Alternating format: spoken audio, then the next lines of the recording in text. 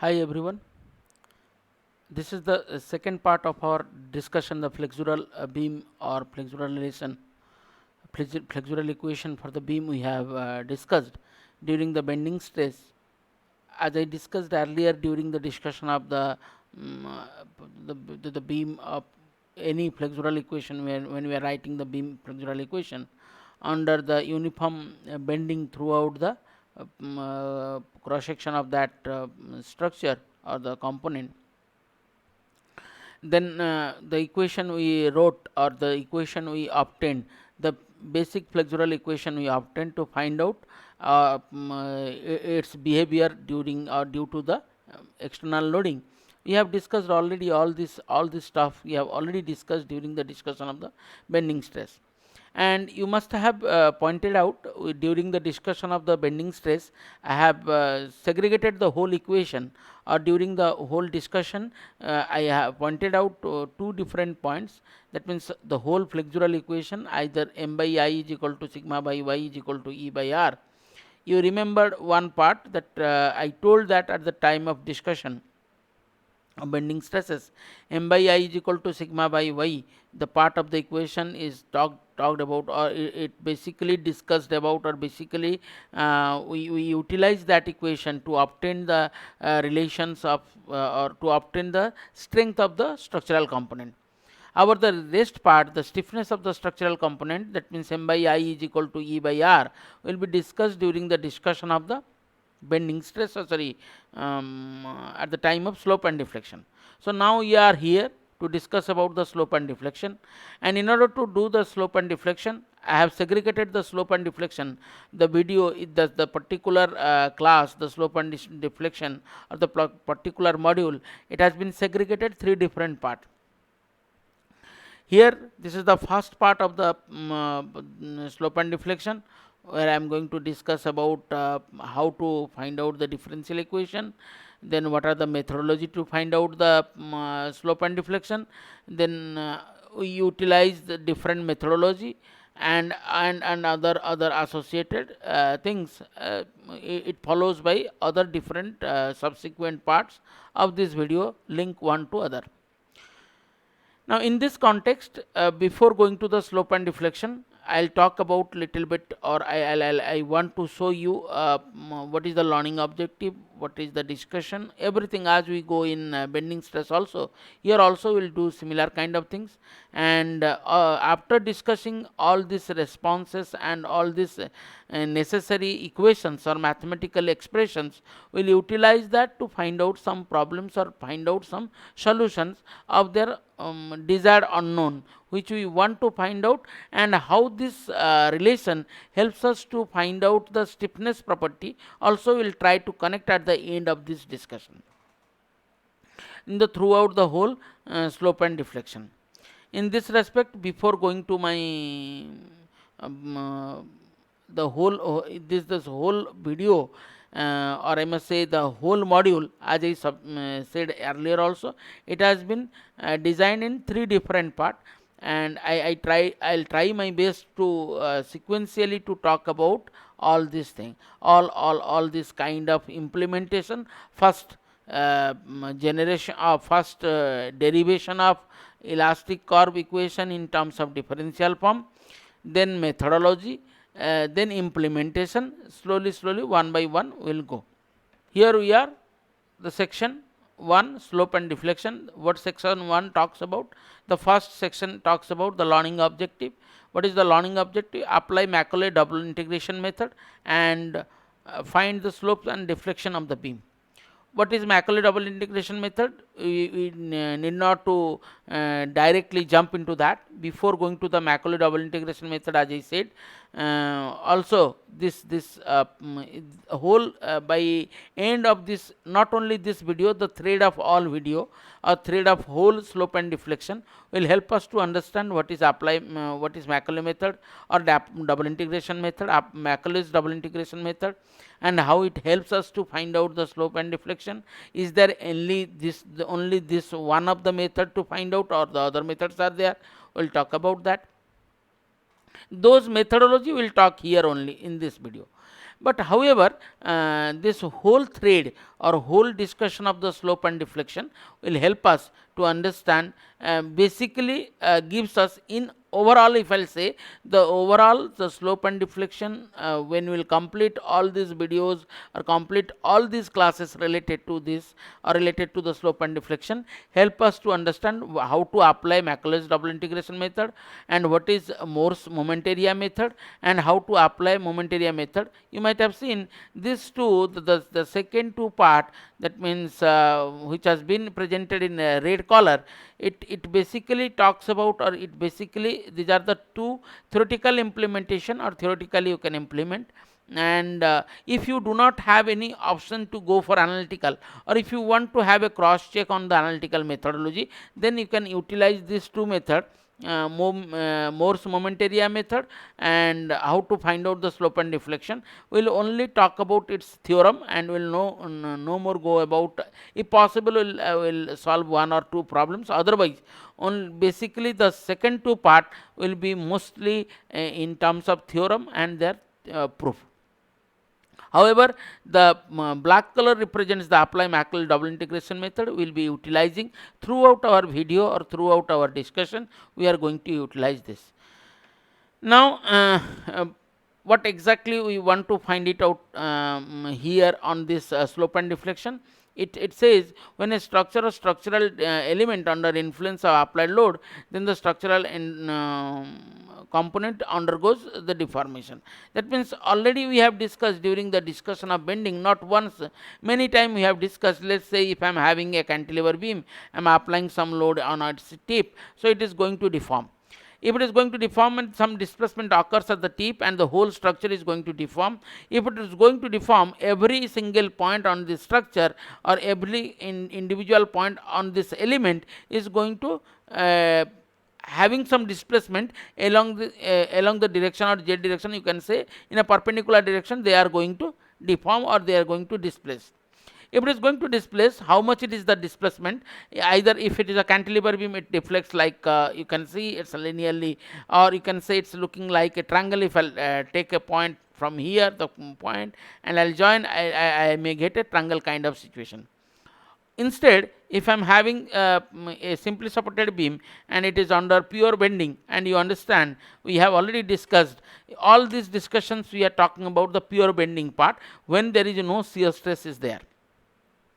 From the very, because we will going to find it out, the equation which we have understood, that means flexural equation, m by I is equal to sigma by y is equal to E by R. This equation itself is obtained by utilizing the condition that the structure or the structural component under pure bending, there is no other external shear force or any other kind of structural or any other kind of forces are there. Then we found out this equation. Out of this equation, we have discussed how to utilize this m by I is equal to sigma by y. Now the rest part, E by R, is a rest. So how to utilize now this one? That means this is already utilized. This part is already utilized. This part is already been utilized in the case of earlier case, in the beam bending case or bending stress, during the calculation of the bending case, or during the calculation of the strength, how much strength is going to be held by a structure, and how to find out moment of resistance. All this kind of stuffs we have discussed already. Now the rest part, this m by I is equal to sigma by y, m by I is equal to E by R, how to implement. In order to implement, then what are the steps we are going to know? Now we are going to know differential relation.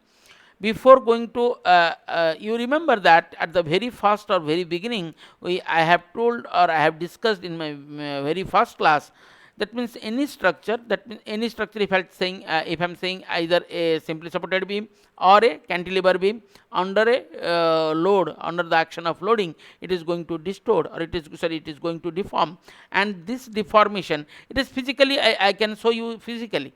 Now how to represent mathematical form? That means a beam is fixed at one end and having some length, having some cross sectional area, then it is applied some load. Then how to represent in mathematics form? All this kind. In order to represent that, we know this is a flexor formula, and this flexor formula helps us if a beam is under a external loading and that loading is a moment kind of load and it is a pure moment. Every cross section, if I'll cut, it's a every cross section is not going to distort. If it is not going to distort, that means shear stress is going to 0. If the shear stress is going to 0 or the bending moment is constant throughout, then how to represent its flexural formula or flexural behavior by utilizing a mathematical form, we understand from our bending stress class. I believe it is clear. This part is clear. Now to governing equation, if I will represent the same thing, every time I may not have the exact value, because here you see in the first case we have taken so many of, during the discussion of m by I is equal to sigma by y is equal to E by R, to find out we took a few assumptions. Now if I go on assuming number of numbers are more, then my the responses or the output I am going to get, they may be erroneous in nature. In order to reduce the assumptions and increase the reality, we may opt other methodology or other technique, and one of the technique to represent any physical form of the equation or any physical form which is going to happen in a physical life or a real life situation can be utilized or can be represented in mathematical form with the help of differential equation. And we can represent the physical form to mathematical form either in differential form or in integral form. So the variational form, what we normally call it variational form. So here how to represent a differential form, and you must remember one relation we have discussed during the discussion of shear force, bending moment and load intensity. There is a differential relation exists between the load intensity, corresponding shear force and the subsequent bending moment.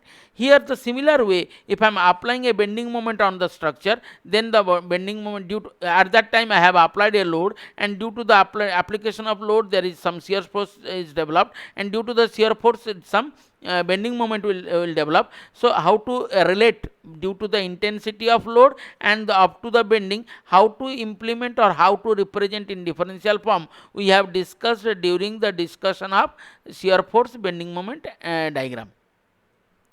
And shear force bending moment diagram, once I got to know the shear force and bending moment, their intensities, then I could able to find out what the kind of stresses are going to develop within that.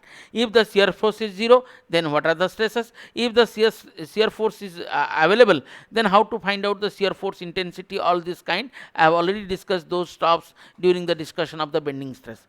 Now it comes in the other one, if the bending will be there, if already I have applied a bending kind of load, earlier I have applied a transverse load, now I am applying a bending kind of load, or due to the transverse load also, it may possible that due to transverse load a bending moment has been induced, and due to the bending moment some stress has been induced, and due to the shear stress which has been induced, only the normal stress has been induced. Then how to represent the same thing? And when I am applying a bending moment, you can see the structure is going to bend. Every point on this structural point or every point on the fiber line are going to be bend, and they are not, I think you might have remember the kind of situation we have taken, a undeformed shape and deformed shape. And during the discussion of the deformed shape, we have seen that every point before the deformation and after loading and the deformation, every point has not been only extended, also rotated. If I have taken a point over here, that point little bit it is going to little bit slip from its original situation or original position which was earlier there, it is going to slip, or some kind of angular distortion has been or angular displacement has been occurred. So how to represent? If so happen that if I apply the load, it is not only extend in this direction, it is not only extend in this direction but also rotates. The point has been extended in this direction, which point has been taken here, this point has been extended due to the application of the load, it has been extended in along its length. Then it may you may ask that if it is extending in this direction, can it be pushed? Yes, if I instead of this load, if I apply a axial compressive load, then there is a chance of pushing of this point. So we'll discuss about those kind of condition during the discussion of the another module. Now you are only thinking about the transverse load is there.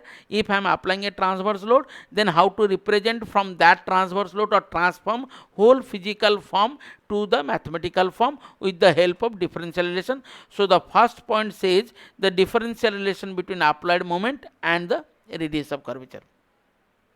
Then what are the techniques to solve, to find out the solution methodology and their application.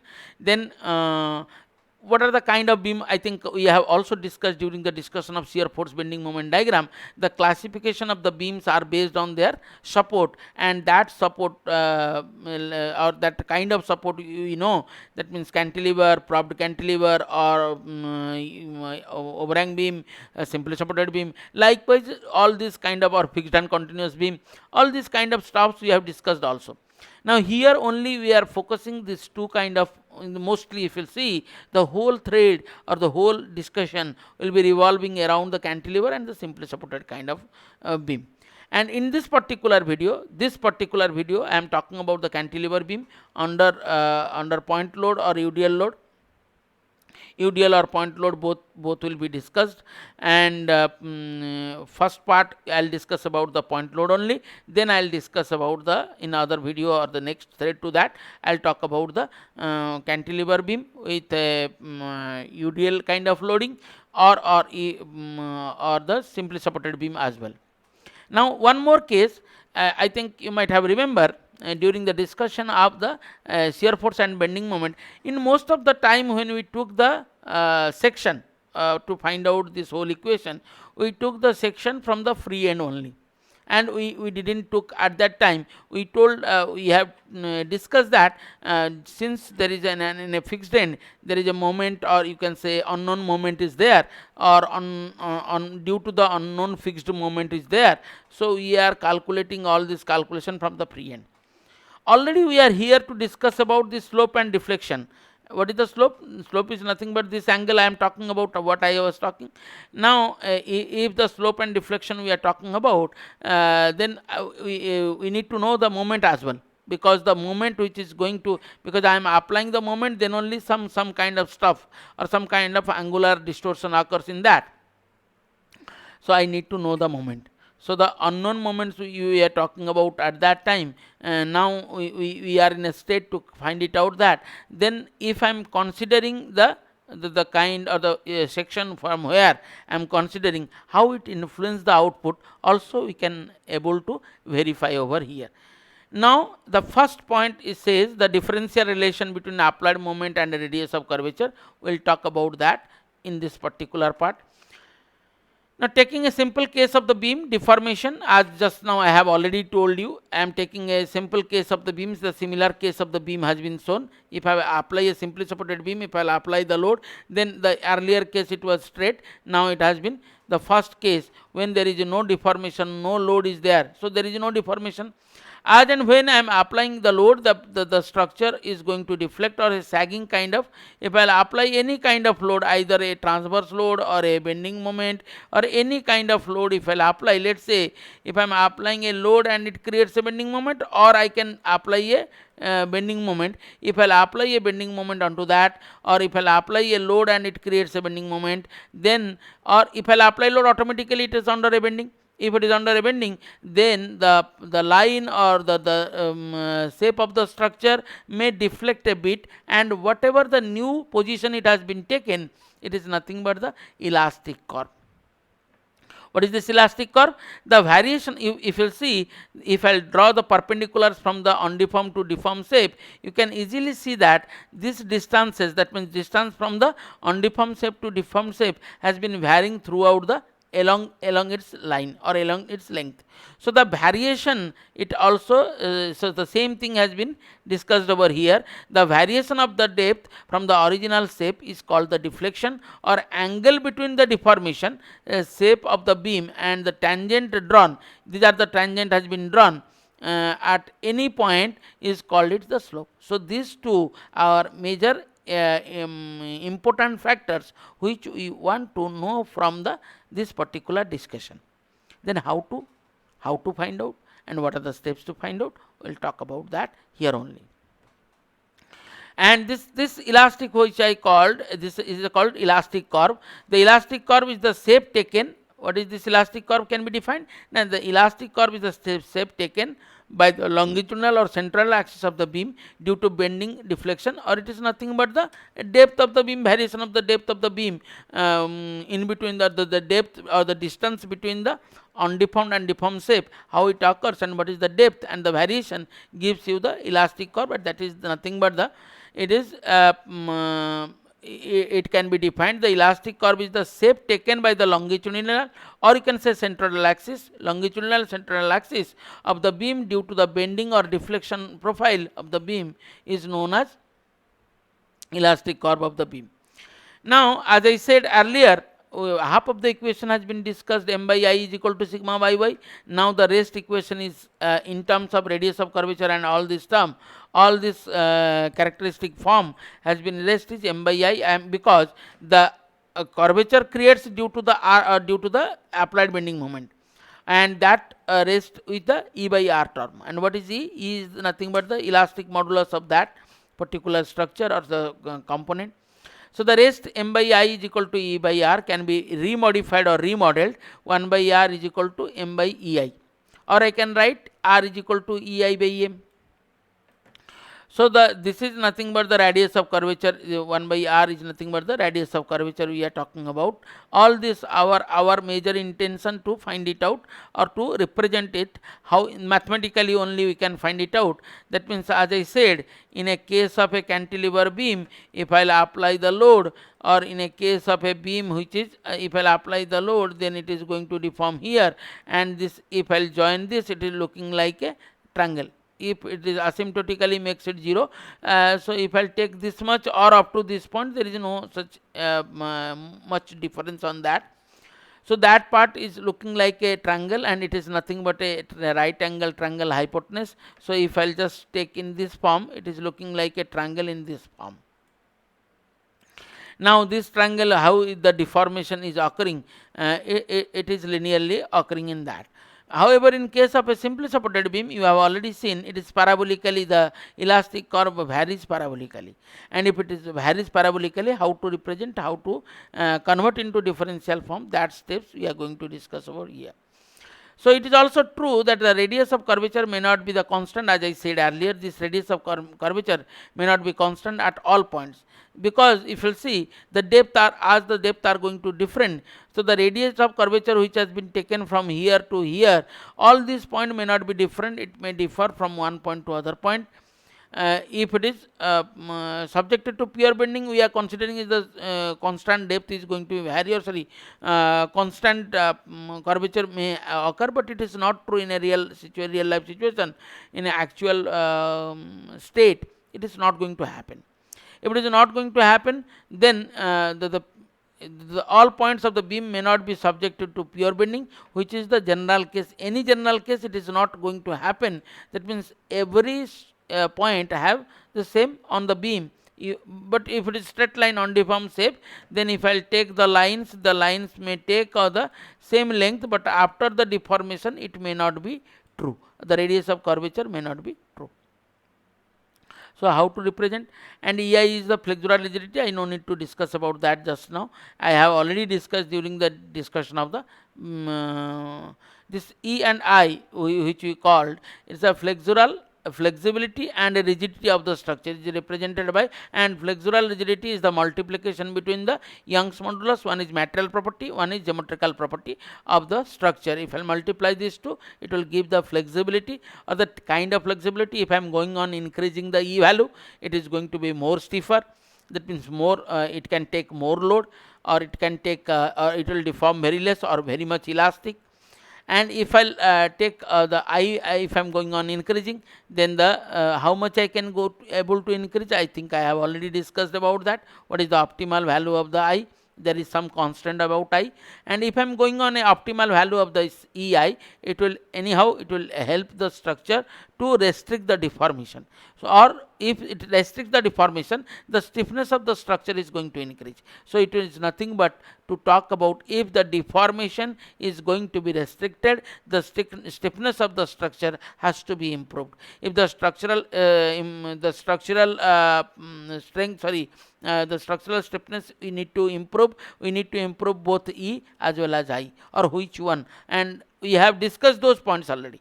So, now you are implementing that. So, how to represent mathematical form over here? Now, the first is the differential equation of the elastic curve.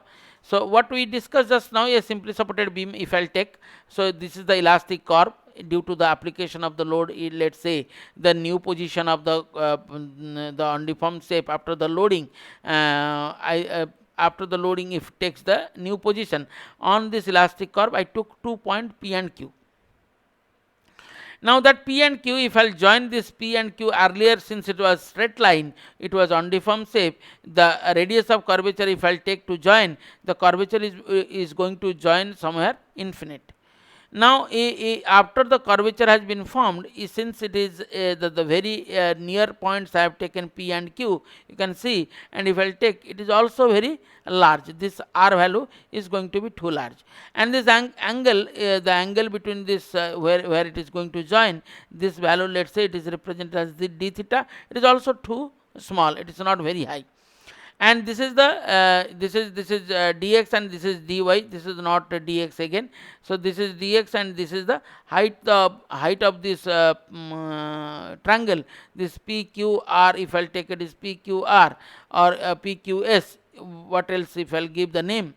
Just now I have not given any name. This P and Q, these 2 points I have represented over here, and if this PQ has been, this is dy, the height of this along this y direction is dy, and the length is dx of this small triangle, and that triangle has been shown is DEF. If I take, this is DEF, this is dx, this is dy, and this is ds. The hypotenuse of this is ds, and this ds length is nothing but this one, although it is very it is curve in nature and or curvilinear line, since the in a differential element or a very close point to each other, as it is dx length, at the dx length we can make it ds as the straight line, we can assume it. And what is the length of ds? ds can be r d theta. ds can be here, if I will take, this is the arc length is nothing but the r d theta. From there I can write ds is equal to r d theta, and d theta is equal to ds by dr. Since ds is infinitely small, what I just now told about, and so it can be treated as the hypotenuse of the right angle triangle DEF. And tan theta we write dy by dx, because this angle we have taken tan theta is equal to dy by dx. Now, where dy and dx are the projected length of the ds, it is nothing but the sin theta cos theta we took normally the component of the ds. So, those are nothing but the components are nothing but the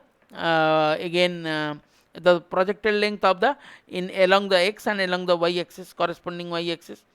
And you can write, as we have taken ds as the hypotenuse, we can write ds is equal to dx square plus dy square root over, and r d theta we know, this r d theta already we have written ds.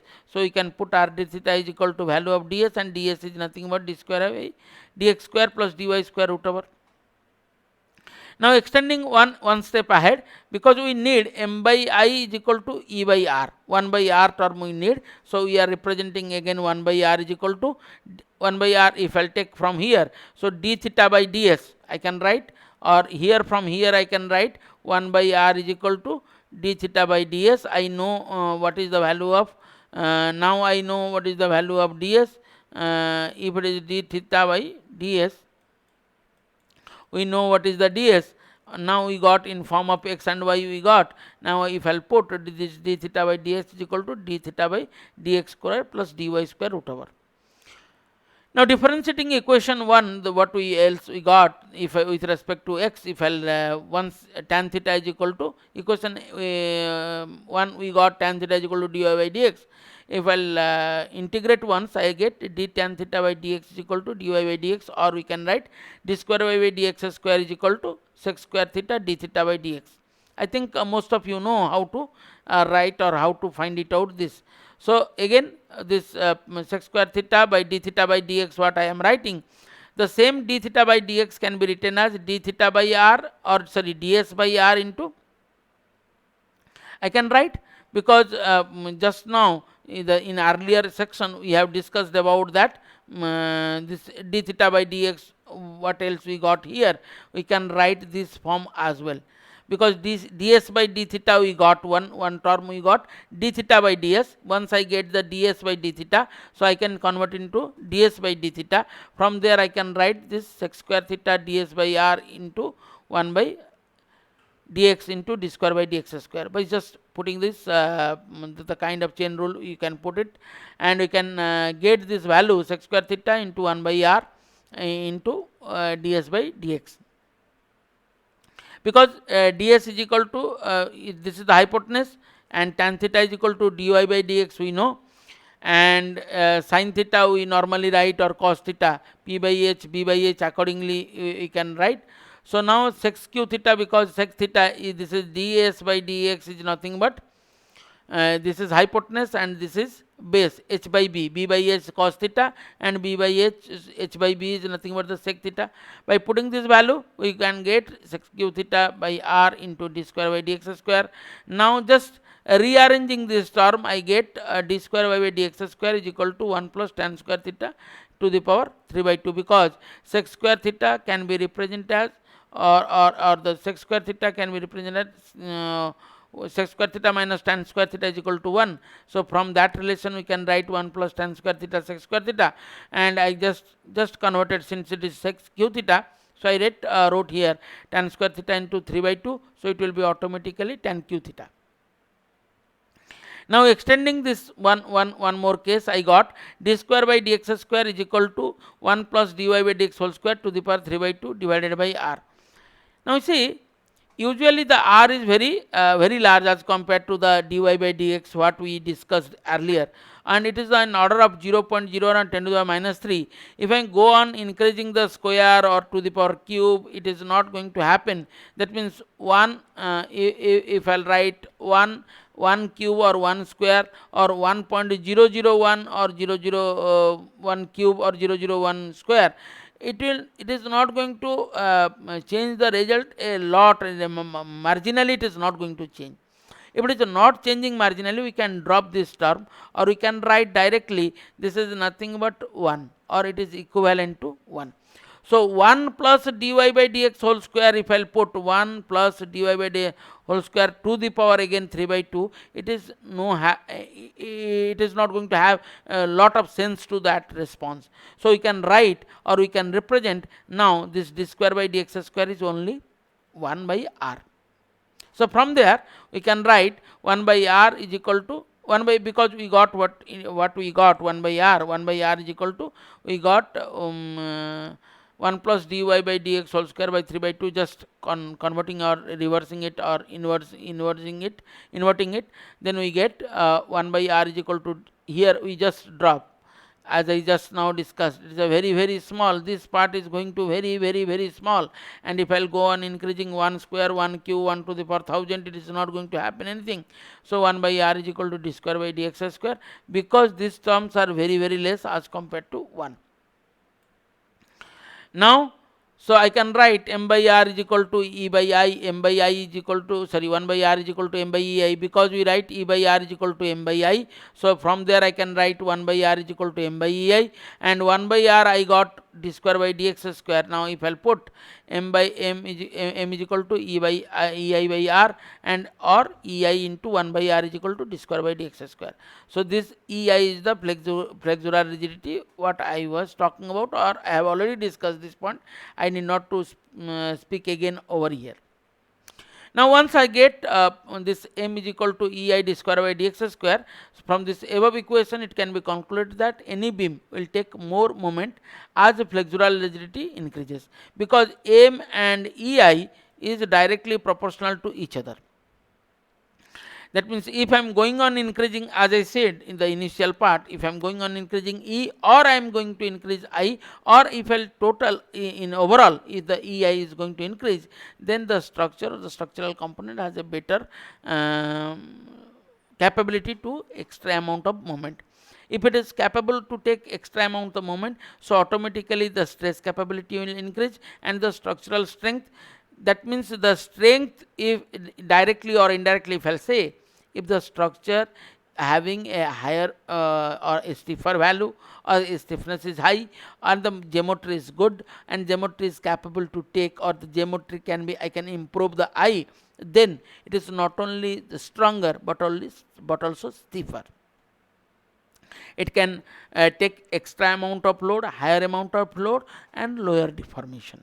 So this, all this about this M by I, we are discussing about to represent the differential form of the curvature, radius of curvature, with respect to its flexural rigidity, or with respect to its material property, geometry, and external loading or moment. So the here the external loading or the external kind of deformation or external kind of influences are made by the bending moment, and E is the moment, its material property, or you can say it gives the how much stiffer is the structure, because the same stiffness will not be same, the different is, if the material is different, it is not going to same, and the I, the kind of geometry I am going to utilize.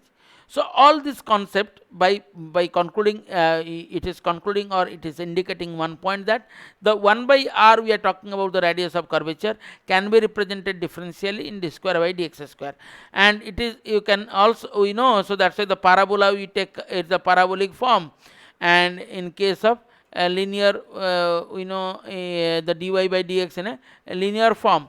So any radius of curvature it occurs, the radius of curvature, and again in case of a cantilever, we may not get exactly the linear, and it is going to vary a little bit, because the deformation will follow a curvilinear path. And that's why we could able to, in case of a convex or concave kind of surface will generate, and that surface can be represented mathematically by d square by y by dx square. Now after finding out, the slope and deflection can be found out by, or can be obtained by different methodologies. What are they? Either double integration method, or the Macaulay method, and moment area method, strain energy method, or conjugate beam method. Basically this topic, or this particular slope and deflection we are going to discuss about throughout, will focus only in these two methods. We are not going to discuss much on these two. That means strain energy method, moment area method. I am going to talk about moment area method only, the, as I said, only the theoretical part I am going to talk, and strain energy method I will talk about if time will allow me, or I'll discuss about the why and how the strain energy, why the strain energy method is been utilized. If I am having a double integration method, then why the Macaulay method comes into the picture. If the Macaulay method is already there, you will see Macaulay method is just the extension of a double integration method. When we will come to that, we will see. But sometime Macaulay method will help us to understand, or help us to model the, or help us to find out the solutions very quickly as compared to other cases, or in some specific conditions or some specific cases, the Macaulay methods are more useful than the other cases. Every time we cannot use a different method for a different cases. So for that, which will be the most specific kind of analysis or most specific kind of solution technique has to be understood. For that, you will find the strain energy method is the best one as compared to all the other cases. In a real life situation, as I said earlier also, we have discussed many times, then in a real life situation, no structure is statically determinate, or it is statically indeterminate, and the strain energy methods are good enough to find out the statically indeterminate structural problems. So we'll talk about that strain energy method in different way, not exactly what we are talking just now I am talking about, or we'll solve some issue, some problems by using strain energy method. During the discussion of the spring also, you find some energy calculation due to torsion, and all these stops are going to be incorporated during the discussion of the. And now we'll talk about the double integration method. As its name suggests, double integration, we need to integrate twice. you just focus. We started with m by flexural equation. Half of the flexural equation we use m by I is equal to E by R, and we reached a position in a differential form. That means 1 by R we got d square by d square y by dx square. We got in this form d square y by dx square. Once I get the d square y by dx square, then I wrote I want to find out m is equal to ei by ei into 1 by r, or ei by r, and then I got ei d square y by dx square is equal to mx. Ei d square y by dx square, ei d square y by dx square, what we got in differential form, dx square is equal to m. Now once if I know the E, I know the I, or I know the M, then I could able to find out then what is the double integration. If I'll integrate ei d square y by dx square, once I'll integrate, I'll get ei dy by dx is equal to mx plus c, and again I'll integrate once again eiy. So the first integration give me the slope, second integration will give me the deformation exactly. So that's why this is also called as the double integration method, because in order to find out the solutions we are integrating twice, and to find out the unknowns, this is a very straightforward way, or you can say direct method to find out the unknowns. From the very basic known things will be available to us, then there also, from there also we can calculate. Now as I said, what else I just now discussed, the same thing has been represented once again. D square by dx square is equal to 1 by r is equal to we started with that. So the is dy by dx is the slope and y is the deflection. Now how to represent, what are the sign convention we normally take over here. This you see, this kind of discussion also we did during the discussion of the bending stress, shear force and bending moment diagram. In one case the negative slope, or positive slope is increasing, and negative slope is it is negative bending or positive bending. Based on that we can represent the slope and deflections are positive or negative. From here we can say, or where the deflection is the maximum. You see, where dy by dx is equal to 0, where dy by dx is equal to 0, the dy by dx, if I'll take dy by dx is equal to 0 at some point, at that point deflection has to be maximum. Because first derivative of any object, if it is 0, then it will give the maxima, or the maxima value of that particular function, and the function is y. So the dy by dx is equal to 0 is the maximum point of the deflection. As the slope df by dx is equal to 0, or dm by dx is equal to 0, shear force is equal to 0. That means at the point the shear force is 0, the bending moment is maximum.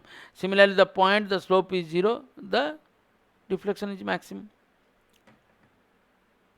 So this is the point where it is flat, it is not having any angle to that, so we will get the maximum deflection at that point. So all these cases will be continuing, or all these kind of stops we have already discussed. So once again, to brush up those points are the kind of continuity we are going to do here has been shown, to have which one will be take positive, which one will take negative slope. That means the dy by dx, if will get a positive or negative value, accordingly we can decide from where and from how we can represent the slope and deflections are like that. These are all these cases. One case has been shown here for the simply supported beam, and if you see the positive and positive cases has been shown, elastic curve, it is all these cases for a simply supported kind of case. Now as I said, it's a double integration method, so we'll integrate twice. What we are going to integrate now, ei d square by dx square will be integrated twice. The basic principle of the double integration method is to integrate the expression ei d square by dx square twice to obtain the equation of y in terms of x. If I once integrate, I'll get mx dx plus c1, and c1 is the it is called integration constant. Once I get how to get again C1 and how to get the elastic constant, integration constant, we will talk about that. Where C1 is the constant of integration in this equation, dy by dx is equal to tan theta, where theta is the slope of the elastic curve at the distance of x. Sin theta is very small and tan theta is equal to theta in radians. So integrating once more, we can get the value of the y, and two constants we are going to get. You remember when I discussed about during the load intensity and both shear force, bending moment and load intensity, I talked about this is the form. That means the load intensity is equal to minus d square m by dx square we got. And if I am going to put that is called the lower form of the equation, or we always try to get from here. If I will go to or if I am trying to get this all these stops, so if I am going once again, if I will go ei from this equation, if I let me try once again, if I will derivative it with respect to x, so I will get ei dqy by dxq is equal to dmx by dx. It will give me the shear force. If I will go ei, that means radius of curvature. You just see the radius of curvature with respect to the load intensity. If I will go, then I have to integrate, or I have to derivative it from here. Ei d fourth y by dx fourth is equal to load intensity. I think you can connect it. Because once if I will differentiate from this side, I will get the shear force. Twice if I will differentiate, then I will get the load intensity. If I am, that means it says then originally the bending moment doesn't come one automatically, it comes due to the external loading. So since bending moment is the part of the external loading, then why we are not interested to find it out in form of only load intensity, not in bending moment. You see, this is the if I am going on increasing up to load intensity, the order of the differential equation will increase, or it will increase to the fourth order. There are 2 or 3 regions I'll pick up. First one, the order of the differential equation, if it will increase, then that will be more strong form, and this is called weak form. This is the weak form of the weak differential form to represent a physical situation to mathematical form. Now the weak form, how the weak form will help us? If it is weak, we know, as its name suggests, mathematically weak, so we can easily get the solution from the stronger form. And moreover, if you will see, I have to integrate twice. That means from this case, from this point, if I will integrate twice, I will get 2 different constant of the integration. That means how to get the integration constant will come into that point just before going to that. So I have to integrate twice, but from the load intensity, if I want to come, I have to integrate 4th time. So I need 4 constant value to find out. So the unknowns are increasing. You just see why it is strong and weak form we are talking about. Now again, to get the solution directly, we have direct solution of the second order equation.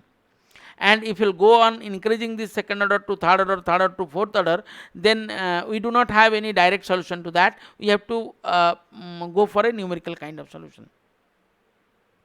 So you can understand and connect then why people are working on numerical relations, numerical methodology, because in a real life situation it doesn't happen. Always you will have some specific value, specific order. You cannot keep it in every time. If you need some extra, if you need some more accuracy, then you have to put on the things a little bit more complicated. If it is complicated, then there is no direct solution, there is no comfort zone. So you have to come out of that. In a real life situation I am talking about. Now one more case, another interesting part will be discussing in the next, just next to this, how you just you can connect it more easily. Like if I'll say, thus once the expression mx, which will be known to me in terms of x, is integrated twice, we can get an expression for y in terms of x. That means equation of the elastic curve. Now the constant of integration C1 and C2 are evaluated from the boundary conditions. So what is again boundary condition? Most of us we know what is boundary condition, and in case of beam we classified based on their kind of support, and support is nothing but the creates the boundary condition of that. It averts, or it creates the rigid body. If I'll take the effect of that to into the system, then it will no more a rigid body. The rigid body to deformable body will come.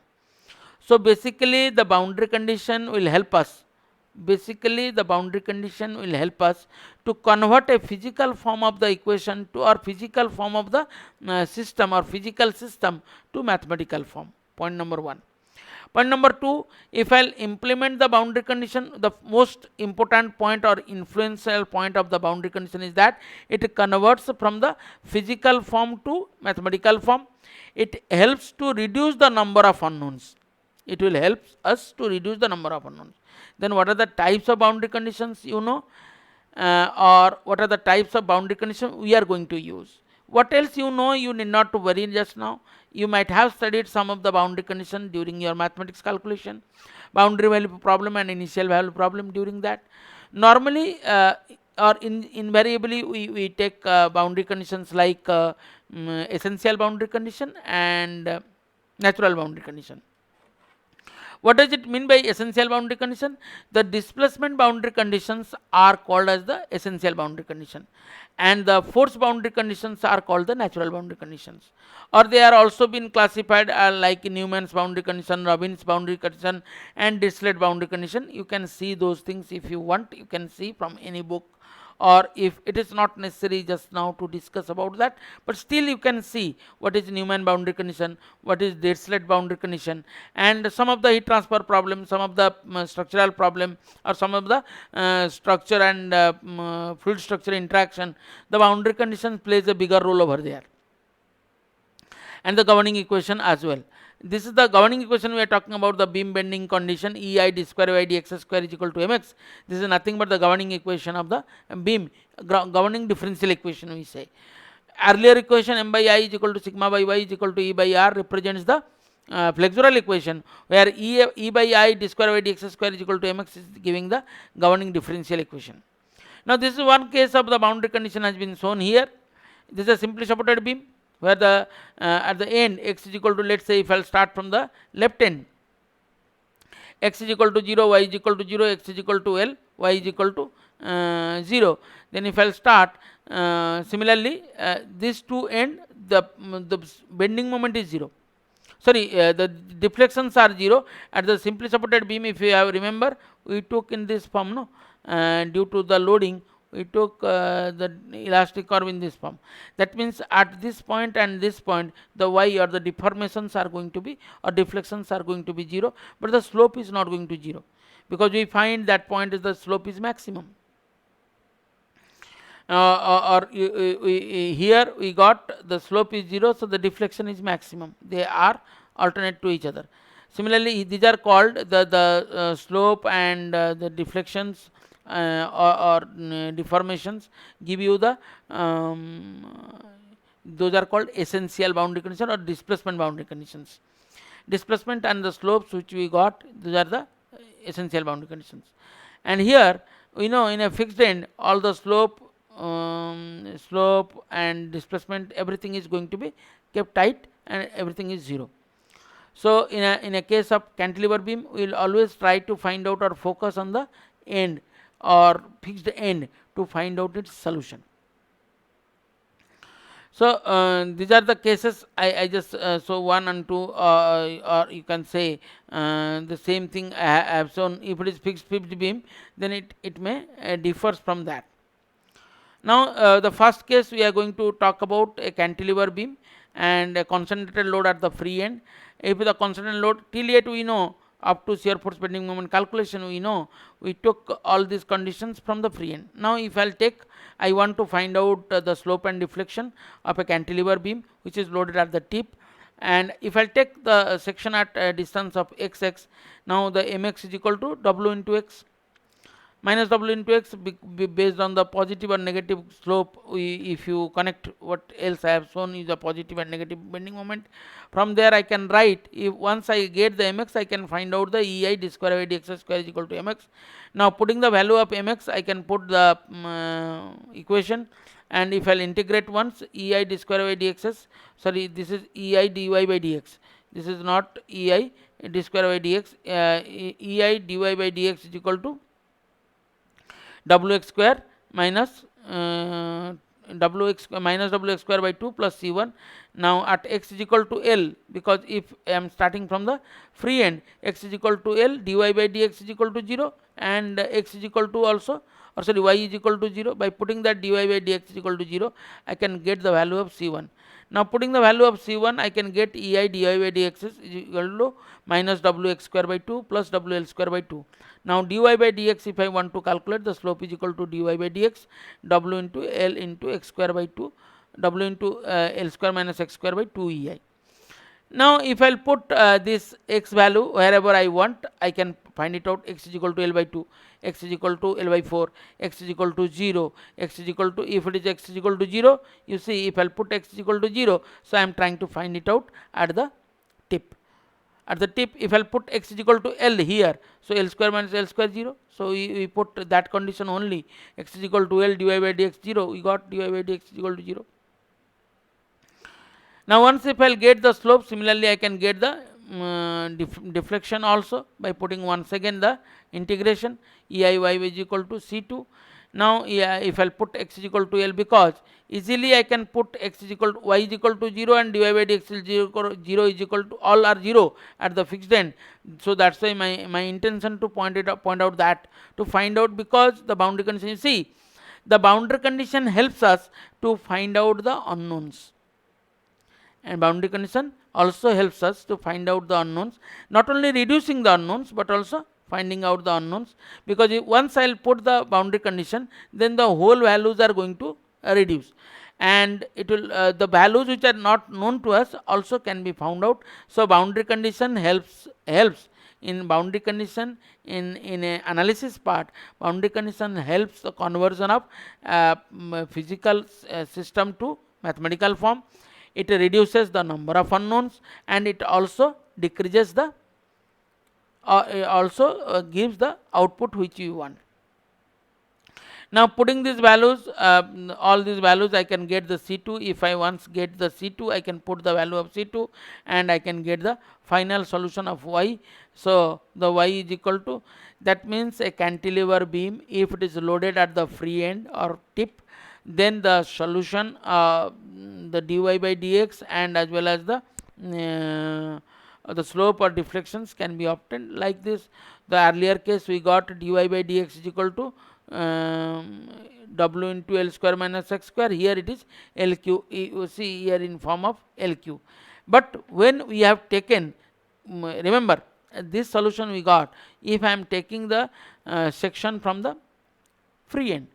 Now what else at free end, what the value of the slope, because it is the maximum point of the deflection, if I'll get, normally we should get at that point. So at that time at free end x is equal to 0, the slope cannot be 0, or the slope value is not 0. At the free end, in a cantilever beam at the free end, the slope and the deflections are calculated by putting the value of x.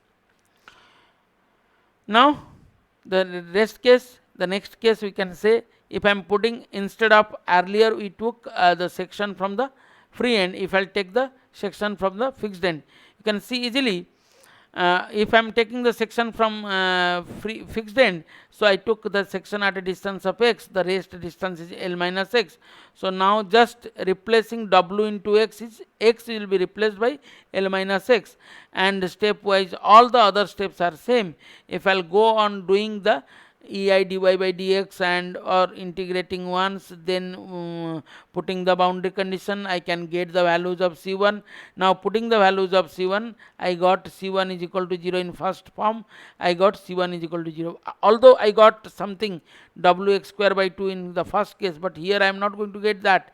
Here I am going to get is 0. Now putting these values once again or integrating once again, I can get the deflection by putting the values of x is equal to 0, y is equal to 0, all this condition if I will go on putting. So I get the both the solutions for, both the solutions of the slope as well as deflection.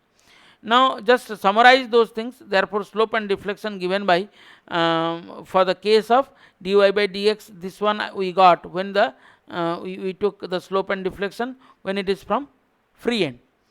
If the section is taken from free end, then these are the values we got.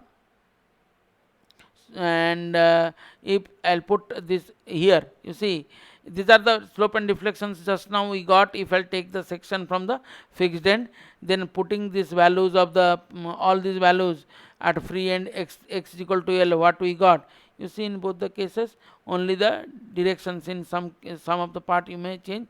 That means you just remember the slope and deflection. Wherever I am getting from this side, from the free end or fixed end, it is not going to change much on that, only the plus or minus is going to be changed. So concentrated load is not at free end. If I'll take the next case, if I'll take the concentrated load, earlier I have taken is not at it was first we took from the fixed end, or sorry, free end the section. Now second part we took it is from fixed end. Now we are taking concentrated load, it not at the free end, in between, or you can say it is a little bit in a eccentric point. Let's say that a distance of A from the end, one end. Take a section between AC at a distance of x from the fixed end, and taking the moment we can write, you see, again L minus x will be represented. We are not thinking about this part till yet. We have leave this part. I think the similar kind of situation we have discussed during the discussion of the slope and deflection as well. From the previous equation or previous condition of the slope and deflection equation, you just remember this figure just now. You need not to worry about this figure. We will be discussing in the immediately next. From the previous means, when it is L minus x we took, what are the slope and deflections we got? Now slope we got 2lx minus x square by 2ei. If I am not considering this BC is there in a beam, then I can get this is the value instead of BC, or sorry, instead of C, when the load was at pre end we took this way. Now if I'll just put that value, I'll just replace the L by A. So the all these values I am going to get dy by dx and y we are going to get. But however, there is a part is CB is already there. So how to calculate the CB? And if now you see at C x is equal to A, just putting these all values, we can get the solutions similar to the earlier case. Now this is not the truth, because it is a part is already there, and if it is already there, so it is going to be deflected. Let's say we know the free end is going to be deflected more, because it is already been deflected due to its one weight. And some load, although the intensity of the load or the deformation may less at this due to the load application, but there will be some deformation, let's say like this deformation it has been occurred. And if I'll take it has been taken, the constant slope will maintain up to here, because there is no load afterward. A constant slope, what else the slope I got here, this constant slope will maintain up to the end point, but the deflection may vary. How much the deflection may vary? Now we need to calculate this amount of GF, because we know the HG and DE will be same, it is not going to vary. The extra amount of GF has to be added. So how to calculate that GF? So here the steps of the calculation has been shown. We know dy by dx is equal to y prime, or normally we write as a prime form also, y prime is equal to gf by ge, and gf by ge we got wa square by 2ei, as just now I said. This angle or this angle is not going to change over here, it is constant. So from there I can get the gf is equal to y prime into ge. Deflection at B will be deflection at C plus GF extra will be there. So what is the value of deflection of GF? Now deflection of GF, to find out y prime G will just start. So WAQ by 3AI and extra amount of WA square by 2EI into L minus A will be added. If I'll take this load instead of the eccentric, if I'll take it is at L by 2, so I can get 5LQ by 48EI. That means at a the deflection will be 5WLQ by 48EI. That means if the deflection, if it has a free tip or a free end, or if it has a middle point, so accordingly it will change. So in order to find the slope and deflection at the free end in between C and B at any section at a distance of x from A, m is equal to 0, and ei d square by dx square is equal to 0, dy by d square by dx is equal to 0, and dy by dx is equal to constant C1. How you got that ones I want to show here in form of the mathematics. So what are the points we have concluded here? The double integration method by which we can you can conclude in this form. This by utilizing the double integration method, we can easily find out the values of the slope and deflection of different form of the beam, and only one case of the beam under the point load we have discussed. We will go further to discussing about the other kind of loading. In my next part of the sequence of the video, we will talk about the second part of the discussion, that means simply supported beam of different loading, and cantilever beam with a UDL kind of load. If it is there is a UDL kind of load, all these stuffs we are going to discuss. However, we can conclude in this form. We can conclude here how the differential equation can be evaluated. Point number 1, and the differential relation between the differential relation between the curvature and the bending moment has been calculated.